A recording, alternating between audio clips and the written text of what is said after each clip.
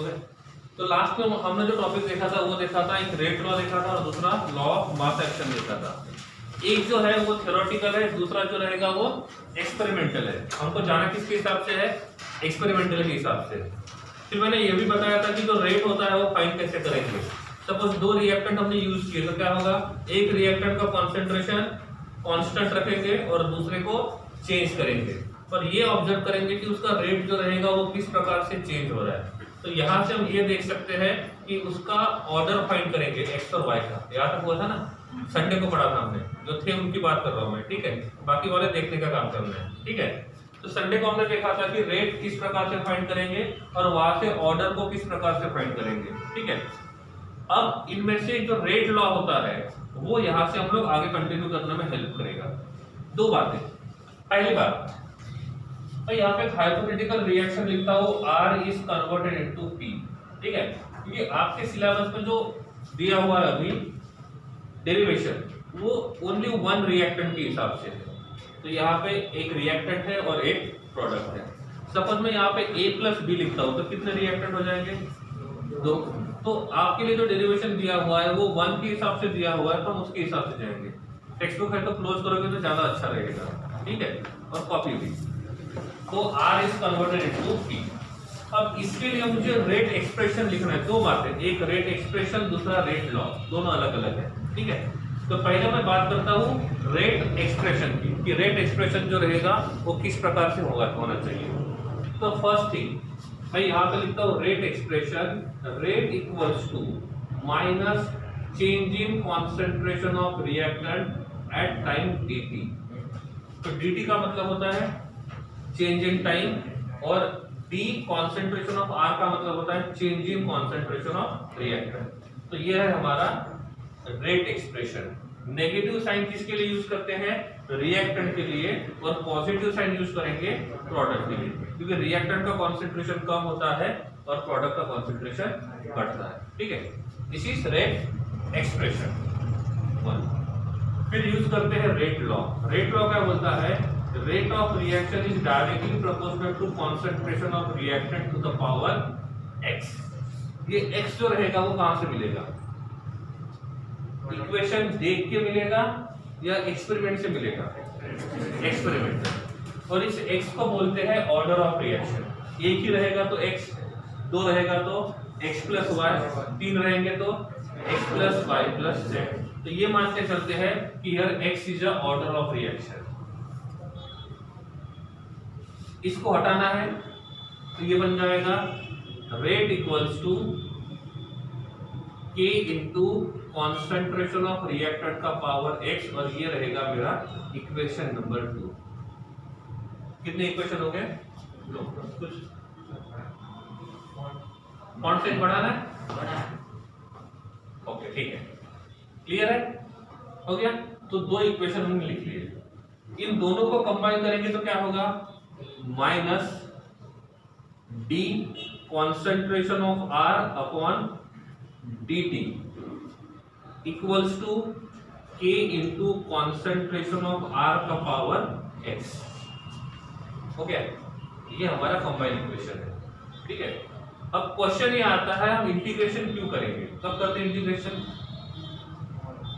जब चेंज बहुत छोटा होता है तो उसको मेजर करना डिफिकल्ट होता है, तो उसको हम लोग इंटीग्रेट करके उसको मेजर करने का काम करते हैं। हमने तीन टाइप के रेट देखे थे, कौन से? एवरेज रेट, इंस्टेंट रेट और इनिशियल रेट। इनिशियल रेट कब होता है? जब टाइम t इक्वल्स टू 0 रहेगा और कॉन्सेंट्रेशन ऑफ रिएक्टेंट कितना रहेगा? Concentration of reactant 0। देखो दो अलग अलग बातें। मैं यहाँ पे लिखता हूँ कॉन्सेंट्रेशन ऑफ रिएक्टेंट 0, इसका मतलब this is the concentration of reactant at time t equals to 0। If मैंने यहाँ पे ये 0 यहाँ लिखा तो मतलब क्या है? x का वैल्यू 0, समझ गए? तो इसका मतलब इसका ऑर्डर कितना रहेगा? 0 रहेगा, समझ गए? इफ मैं यहाँ पे 1 लिखता हूँ, इट मींस इसका ऑर्डर कितना होना चाहिए? 1। तो this will be first order reaction. समझ गए बात को? समझा नहीं समझा? तो ये 0 ऊपर लिखेंगे तो ये 0 ऑर्डर रिएक्शन, और इफ ये नीचे लिखते हैं इसका मतलब होता है it is initial concentration of reactant. Initial concentration मतलब कब, जब रिएक्शन को शुरू नहीं किया है उस टाइम पे टाइम कितना था, 0 था। So that is the concentration of reactant at time t equals to 0। Clear है ना? ठीक है, चले आगे। अब तो ये वाला जो इक्वेशन है वो हमको यहाँ पे काम यूज करना है इस तरह।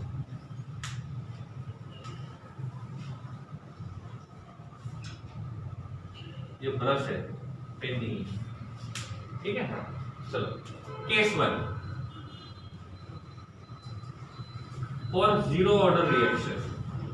जीरो के लिए क्या होगा, x will be 0, x will be 0, सही है। तो ये वाला इक्वेशन क्या बनेगा, माइनस, अभी दिख रहा है, ठीक है, minus d concentration of r upon dt equals to k into concentration of r का पावर 0। और r का पावर 0 है तो इसको लिखेंगे नहीं लिखेंगे कुछ फर्क नहीं पड़ेगा, ठीक है। ये बन गया इक्वेशन। अब इस dt को यहां लेके जाता हूं तो क्या बनेगा, d concentration of r equals to minus k into dt, सही है, क्लियर है। तो सबसे पहला काम होता है इंटीग्रेटेड इक्वेशन लिखना। तो इसका क्या करेंगे, इंटीग्रेशन करेंगे। तो क्या बनेगा, integration of this one and integration of this one, सही है। तो क्या बनेगा, ये कॉन्सेंट्रेशन ऑफ r, ये क्या है, concentration of reactant at 0 at time t, at time t equals to minus k into t plus i, where i stand for integration constant, सही है। तो i का मतलब क्या है, इंटीग्रेशन कांस्टेंट। इफ हमको इंटीग्रेशन मतलब ये रहेगा हमारा फर्स्ट काम, जिससे हम लोग इंटीग्रेटेड इक्वेशन लिखेंगे। तो पहला आपको डेरिवेशन में काम क्या होता है, इंटीग्रेटेड इक्वेशन को ढूंढना, ढूंढ लिया। दूसरा होता है ग्राफ प्लॉट करना, ठीक है। तो इसमें i का वैल्यू कैसे ढूंढेंगे, तो i का वैल्यू ढूंढने के लिए क्या करते हैं, टाइम का वैल्यू लगता है 0। अगर टाइम कितना रहेगा 0, उस टाइम पे कॉन्सेंट्रेशन ऑफ रिएक्टेंट कितना रहेगा, R0। तो ये इक्वेशन क्या बन जाएगा, concentration of R0 equals to k into t का वैल्यू कितना है 0, मतलब दिस वैल्यू विल बी 0। तो डायरेक्ट लिखूंगा R0 इक्वल्स टू I, सही है, R0 इक्वल्स टू I। तो I मिल गया, I क्या है, तो उस कांस्टेंट का वैल्यू क्या रहेगा, जितना इनिशियल कॉन्सेंट्रेशन रहेगा उतना ही उसका वैल्यू रहेगा। अब इस I के वैल्यू को यहां पुट करते हैं तो क्या मिलेगा, concentration of R equals to minus k into t plus concentration of reactant at time 0, सही है, सही है ना। क्या ये स्ट्रेट लाइन इक्वेशन जैसे है, y equals to mx plus c, सही है। तो इसका ग्राफ निकाल सकते हैं, और जब इस स्ट्रेट लाइन को फॉलो करता है तो ग्राफ भी स्ट्रेट लाइन वाला ही होना चाहिए। तो हम यहाँ पे ग्राफ प्लॉट कर रहे हैं, किसके लिए, जीरो ऑर्डर के लिए, फर्स्ट ऑर्डर के लिए, जीरो ऑर्डर के लिए। ये वाला ग्राफ एक्स एक्सिस पे कौन रहेगा, टी मतलब टेम्परेचर, टाइम, और वाई एक्सिस पे कौन रहेगा, कॉन्सेंट्रेशन ऑफ रिएक्टेंट। ग्राफ कैसे आएगा,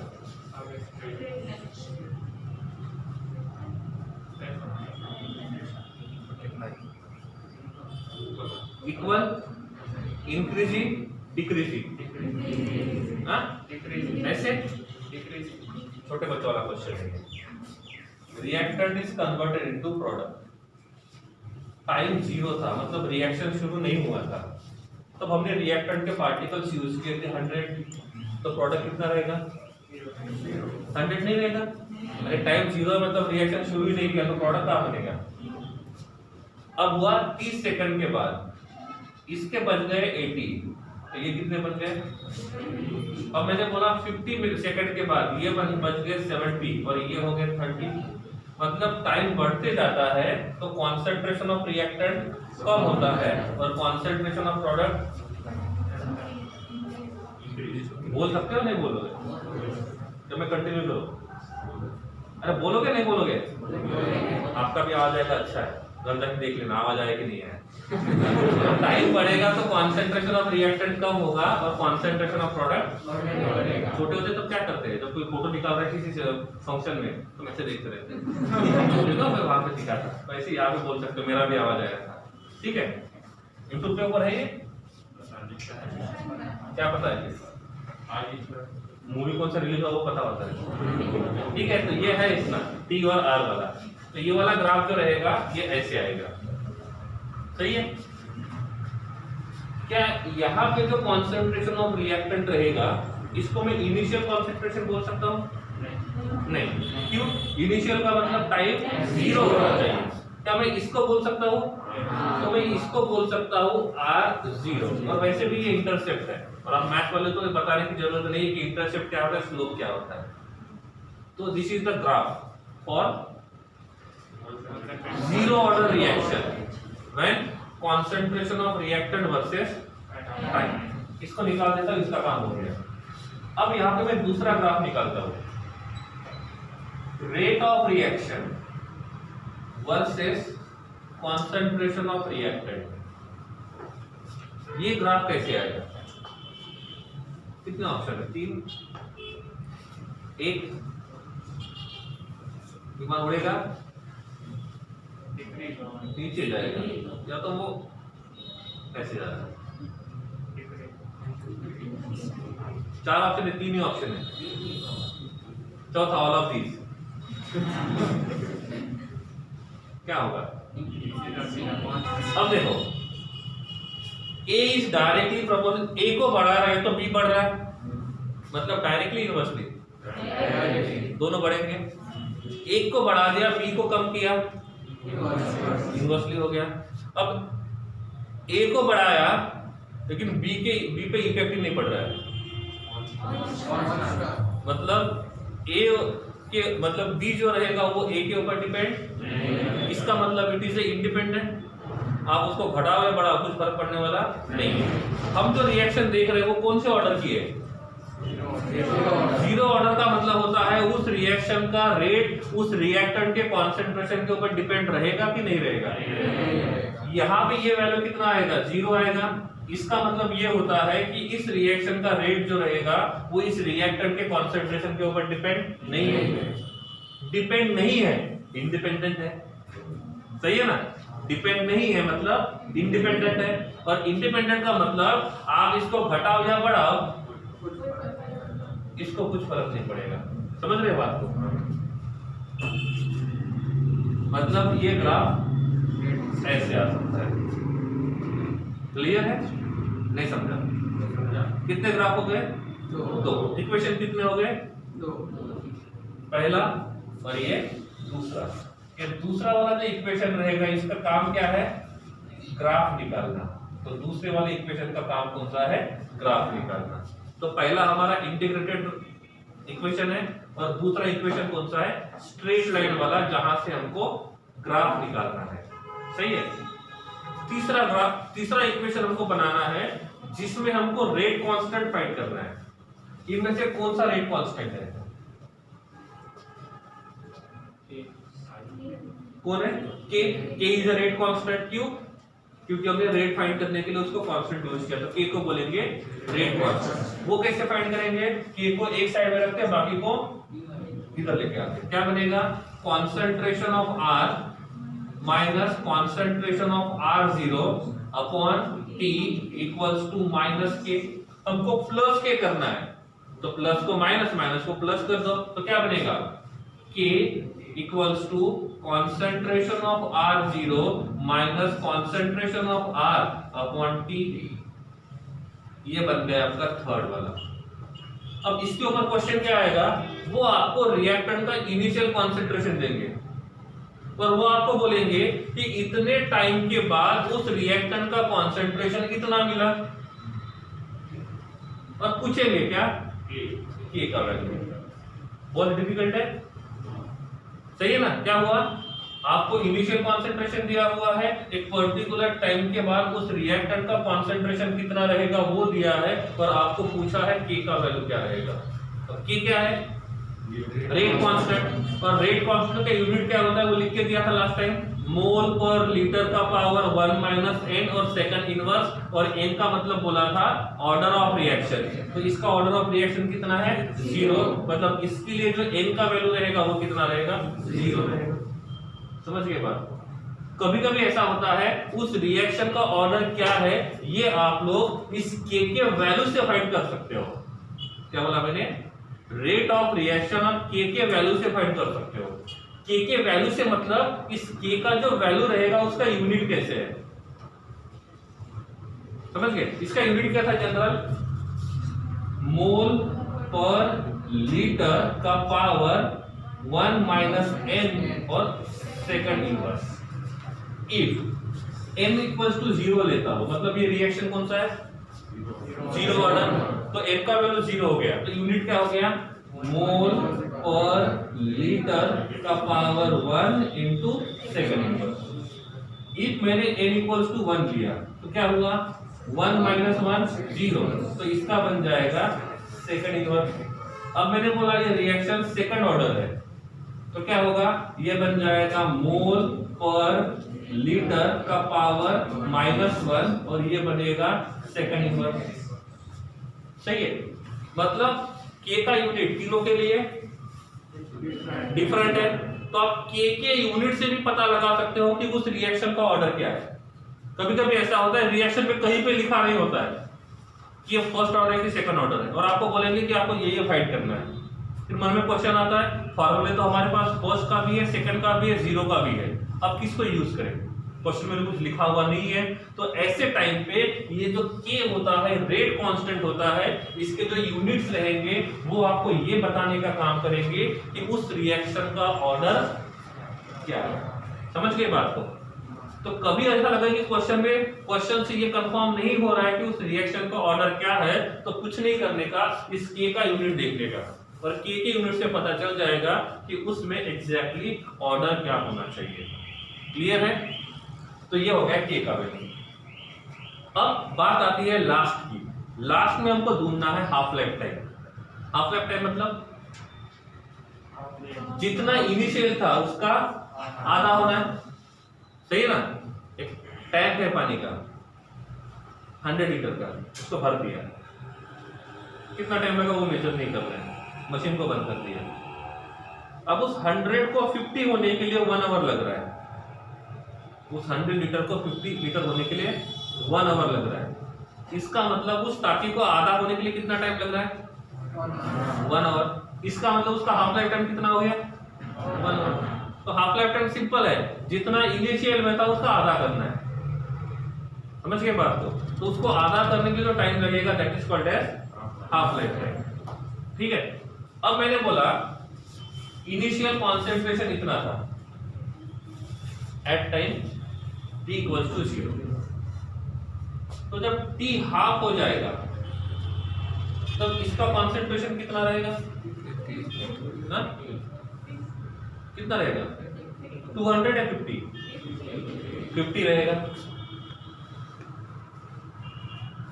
तो इसमें R0 कितना हो गया ना? R0 कितना हो गया 100, और कॉन्सेंट्रेशन ऑफ R कितना हो गया 50। इसको 100/2 लिख सकता हूं, या तो इसको मैं R0/2 लिख सकता हूं, लिख सकता हूं ना।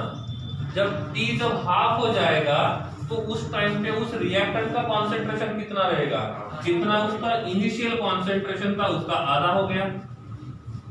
नहीं समझ रहे? अरे हाँ या नहीं? हाँ। तो मैं यहाँ पे लिखता हूं if t equals to t half then concentration of reactant will be R0/2, where R0 is the concentration of reactant at time 0। ठीक है, इन दोनों को यहां पुट कर देता हूं तो क्या बनेगा, T12 equals to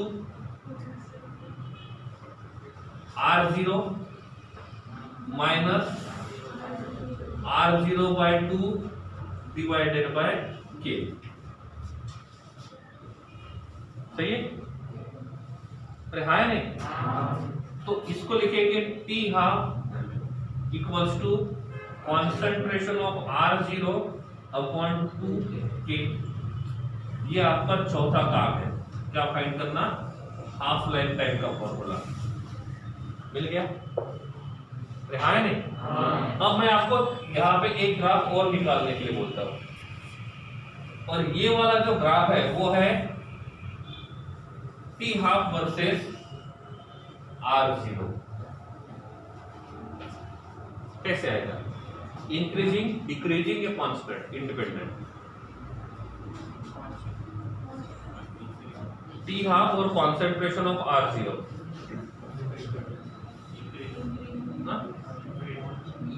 अरे ये दोनों डायरेक्टली इनवर्सली है, इसका मतलब क्या होता है, हम कॉन्सेंट्रेशन ऑफ R0 बढ़ाएंगे तो T12 मतलब इंक्रीजिंग आएगा डिक्रीजिंग, ये ऐसे हो गया, समझ गए। इक्वेशन कितने हैं, 4, ग्राफ कितने हैं, 3, हो गया। अब देखो ये ग्राफ क्या है, T12 वर्सेस R0। अब मैंने पूछा ये इसको चेंज कर दिया और इसको 1/R0 किया तो ग्राफ डिक्रीजिंग आएगा। अब मैंने इधर 1/T12 किया और यहाँ पे 1/R0 किया, समझ गए, मतलब हम 3 ग्राफ यहाँ पे प्लॉट किए। अब एग्जाम में ऐसा हुआ, ये ऐसे उल्टा पुल्टे करके उन्होंने 15-20 ग्राफ बना दिए, कितने, 15-20, और क्वेश्चन लिखा इनमें से जीरो ऑर्डर रिएक्शन के लिए कौन से ग्राफ वैलिड है। तो आपको ग्राफ रट्टा मारने से नहीं होगा, आपको ग्राफ समझना होगा। ये 3 तो दिए जाएंगे, अब एक में क्या किया उन्होंने, इसका इनवर्स लिया और 2 तरीके से ग्राफ बनाए, एक इंक्रीजिंग और दूसरा डिक्रीजिंग। उनमें से कौन सा वैलिड होगा, डिक्रीजिंग वाला, मतलब 5 में से 4 हो गए। और एक और 2 ग्राफ बना दिए, उनमें ये लिखा 1/T12 और ये भी लिखा 1/T12। 2 ग्राफ दिए, इंक्रीजिंग दूसरा डिक्रीजिंग, कौन सा वैलिड होगा, इंक्रीजिंग। मतलब 15-20 ग्राफ दिए हैं और आपको पूछा है इनमें से कितने ग्राफ जीरो ऑर्डर के लिए वैलिड रहेंगे, तो ये ग्राफ तो रहेंगे ही, आप इनको इंटरचेंज करने से जो ग्राफ बनेंगे वो भी वैलिड रहेंगे। न्यूमेरिकल में ऐसा क्वेश्चन आ सकता है, क्योंकि न्यूमेरिकल आपको आते हैं जेडब्ल्यू में, तो 15-20 ग्राफ दिए जाएंगे और किसी भी ऑर्डर के लिए पूछा जाएगा इनमें से कितने ग्राफ वैलिड हो सकते हैं। समझ में आ गया, ठीक है। तो ये तो था, वो किसके लिए था, जीरो ऑर्डर के लिए। किसके लिए था, जीरो ऑर्डर के लिए। समझ में आ गया, एक बार देख लो। फर्स्ट इक्वेशन कौन सा, integrated. Second equation straight line graph के लिए, तीसरा रेट कांस्टेंट के लिए, और चौथा हाफ लाइफ टाइम के लिए। ग्राफ ये 3 ही आएंगे इसकी गारंटी नहीं है, इनके जैसे आएंगे, इसलिए कंसेप्ट क्लियर रखना है। 2 बातें, आपको 4 इक्वेशन याद रखो, डबल फायदा। कौन सा, न्यूमेरिकल आया तो वो भी सॉल्व कर सकते हो, या ग्राफ भी प्लॉट कर सकते हो। ग्राफ को ही रट्टा मारा, ग्राफ नहीं आया और न्यूमेरिकल आया तो गड़बड़ हो जाएगी, सही है। इसलिए बेस्ट क्या है, फॉर्मूला समझो, वो ज्यादा सही है। दोनों काम करेगा, न्यूमेरिकल भी सॉल्व करेगा, साथ में ग्राफ भी हो जाएगा। समझ गए बात को, एक बार देखो चारों के चारों, चारों मतलब 1 2 3 4।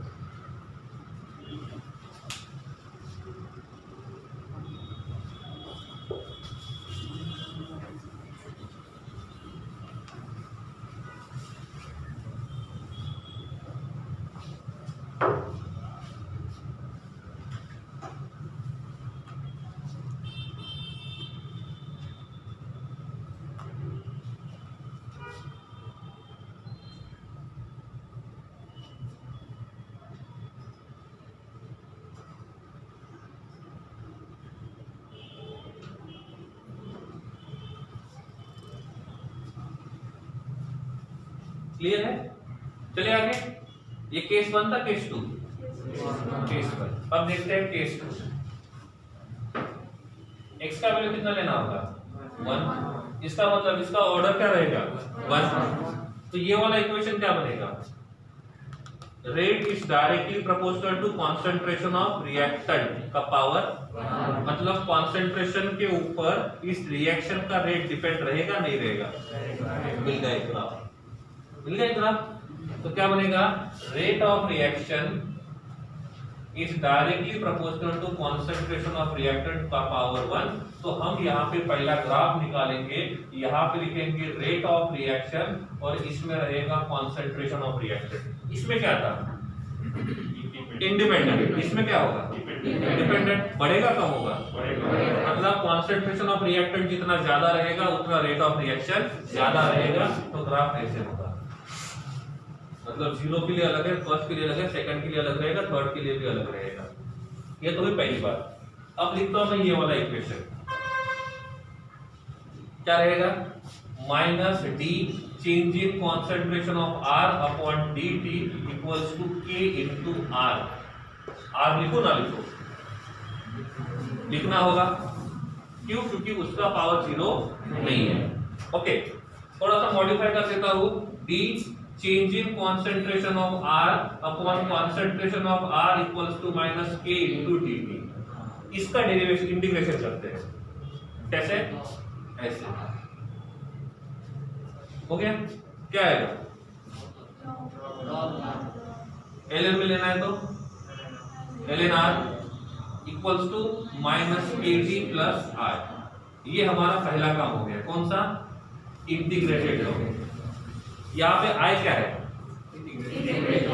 इंटीग्रेशन कांस्टेंट, उसको निकालना है तो क्या करना पड़ेगा? t equals to 0। Therefore concentration of R will be R0। तो क्या बनेगा? ln concentration of R0 equals to I। अब I कैसे आएगा वो यहाँ पे बताया था मैंने, ठीक है ना? क्योंकि t का वैल्यू कितना है? 0 है। क्लियर है ये वाला? हाँ, आगे बढ़ते हैं। इस I के वैल्यू को यहाँ पुट करेंगे तो क्या बनेगा? ln R minus K T plus ln R0। Second वाला, थर्ड वाला इक्वेशन क्या स्ट्रेट लाइन को फॉलो कर रहा है? जैसे I का वैल्यू पुट करेगा तो इसको बोल देंगे सेकंड, और ये कौन सा काम करेगा? ग्राफ बताने का काम करेगा। स्ट्रेट लाइन को फॉलो कर रहा है। y equals to mx plus c। अरे हाँ नहीं? शांत हो, समझ रहा है नहीं समझ रहा है? ठीक है ना? ये किस कौन सा स्ट्रेट लाइन इक्वेशन है? तो क्या होगा? y एक्सिस पे क्या है? ln r। x एक्सिस पे क्या है? t। ग्राफ स्लोप नेगेटिव है पॉजिटिव है? नेगेटिव है। तो इंक्रीजिंग का डिक्रीजिंग आएगा? समझने वाले यहां से भी समझते हैं कि ग्राफ कैसे आएगा। इसको क्या बोलूंगा मैं? R0 नहीं, ln R0।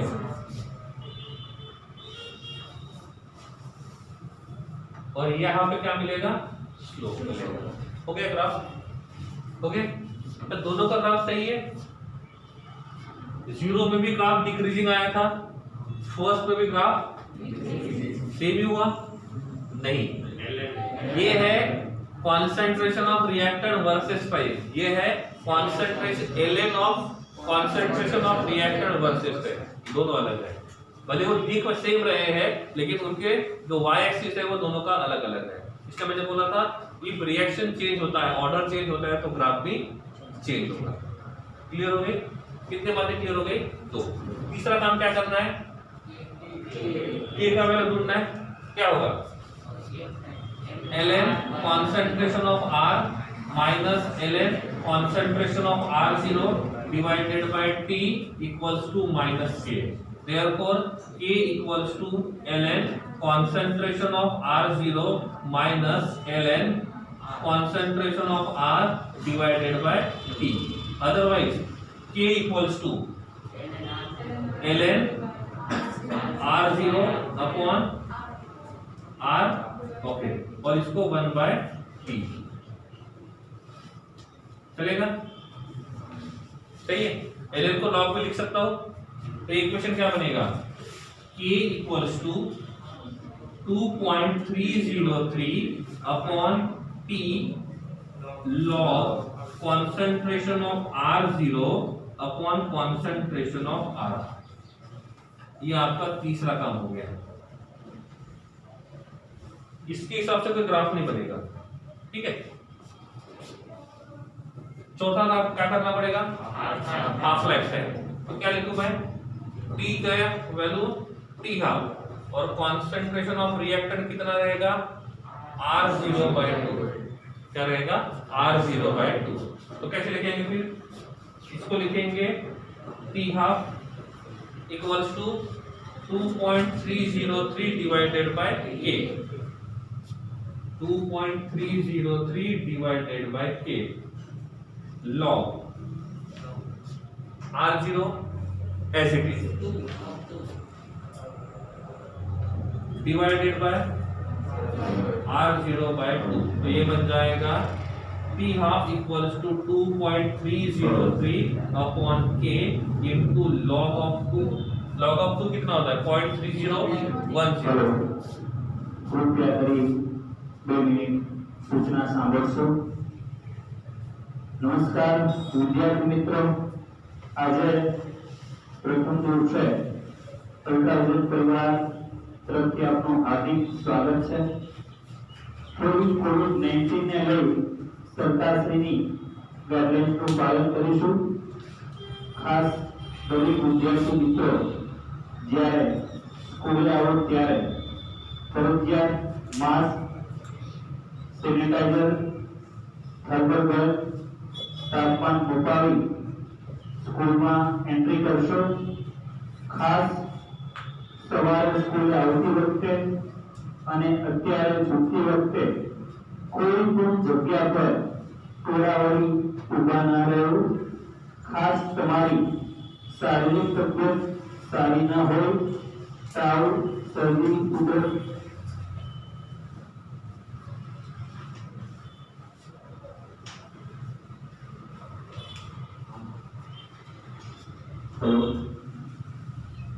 કોઈ પણ વિદ્યાર્થીની તબિયત સારી ન હોય તો સ્કૂલે ખાસ ન આવવું। ખાસ કોઈ પણ વસ્તુની સ્કૂલમાં આપલે ન કરવી।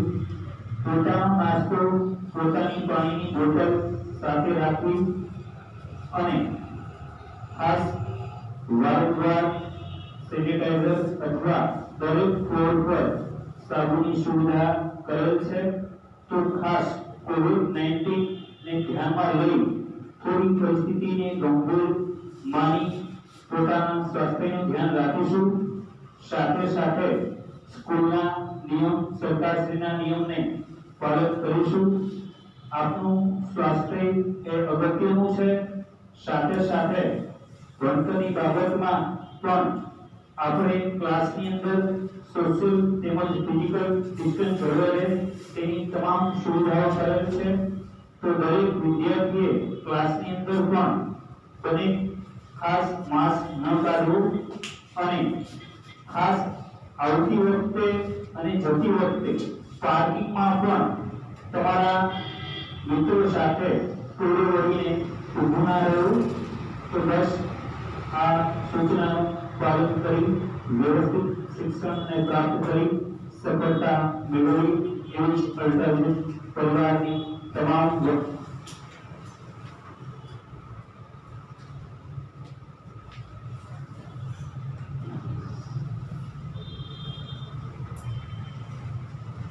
તો બસ આટલું જ થોડું ધ્યાન રાખીશું।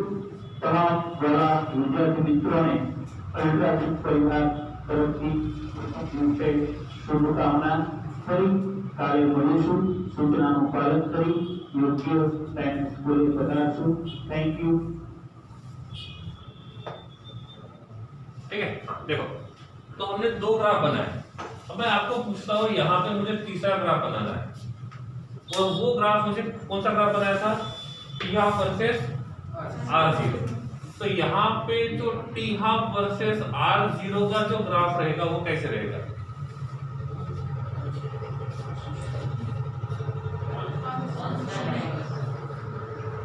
टी हाफ के वैल्यू का और R0 का कोई रिलेशन। आप बोलोगे सर इसमें तो है, इसमें तो है, तो यहाँ पे डायरेक्टली भी है और इनवर्सली भी है। तो जितना डायरेक्टली है उतना इनवर्सली है, मतलब वो कुछ काम नहीं करेगा। तो इसके लिए जो ग्राफ रहेगा वो इंडिपेंडेंट रहेगा। तो दोनों के लिए टी हाफ का जो ग्राफ रहेगा वो कैसा है, डिफरेंट है। उसमें वो डिपेंडेंट है, इसमें कैसा है, इंडिपेंडेंट है। समझ गया नहीं समझा, ठीक है। तो ये डेरिवेशन किसके लिए था, जीरो ऑर्डर के लिए, और ये किसके लिए है, फर्स्ट ऑर्डर के लिए। अब रही बात आपकी सिलेबस की, तो सिलेबस में दो ही टाइप के ऑर्डर दिए हुए हैं, एक है जीरो और दूसरा फर्स्ट, और दोनों का मैंने यहाँ पे डेरिवेशन कर दिया है। ग्राफ आता है, सपोज मैंने आपको बोला कि आपको मैंने ये वाला इक्वेशन दिया है, क्या इससे आप लोग स्ट्रेट लाइन का इक्वेशन बना सकते हो, उल्टा ट्राई कर सकते हो सकता है, पॉसिबिलिटी है। अब क्वेश्चन जो है वो एनसीईआरटी बोर्ड वालों को तो बोल देता हूं मैं, आपको इनके ऊपर डेरिवेशन आ सकता है, न्यूमेरिकल आ सकता है, और आपको वो दो ही टाइप का आएगा, या तो जीरो का या तो फर्स्ट का। नीट वालों के लिए बोल सकता हूं मैं, क्वेश्चन यहां तक लिमिटेड नहीं रहेगा, क्वेश्चन आगे भी जा सकता है। उन्होंने क्या किया, इनिशियल कॉन्सेंट्रेशन दिया, उन्होंने फाइनल कॉन्सेंट्रेशन दिया, ऑर्डर ऑफ रिएक्शन दिया, और बोला कि आपको इसका के फाइंड करना है इतने टाइम के बाद। अब आप बोलोगे सर जीरो ऑर्डर और फर्स्ट ऑर्डर के लिए हमने के का वैल्यू तो देख लिया, के का फॉर्मूला देख लिया, लेकिन अब इससे आगे आएगा तो क्या करेंगे, ये वाले फॉर्मूले यूज करेंगे। पहला वाला जो फॉर्मूला है वो के के लिए है, k into t equals to 1 upon n minus 1 in bracket 1 upon concentration of R का power n minus 1 minus 1 upon concentration of reactant at time 0 का power n minus 1। n का वैल्यू क्या है, ऑर्डर, ऑर्डर सेकंड बोला है तो क्या करना है, जहां पे भी n लिखा है वहां पे 2 लिखना है। ये फॉर्मूले सबके लिए वैलिड है एक्सेप्ट किसके लिए वैलिड नहीं है, फर्स्ट ऑर्डर के लिए। तो फर्स्ट ऑर्डर के लिए डेरिवेशन देखा था, आप उसका वैल्यू याद रखो, और बाकी के लिए आप डिराइव कर सकते हो ऐसे। तो इफ जेडब्ल्यू में ऐसा होता है, क्वेश्चन फर्स्ट ऑर्डर से ज्यादा का पूछा जाता है, तो आप इन फॉर्मूलेस को यूज कर सकते हो, और इसके हिसाब से आप उसको सॉल्व कर सकते हो, ठीक है। सो ये है integrated rate law for zero order and first order, और आगे के लिए जाता है तो आप इसके हिसाब से सॉल्व कर सकते हो, ठीक है। जितना लिखा है एक बार देख लो, कुछ नहीं समझा तो पूछ लो, देखना है तो भी ठीक है, लिखना है तो भी ठीक है, दोनों ऑप्शन आपके लिए है।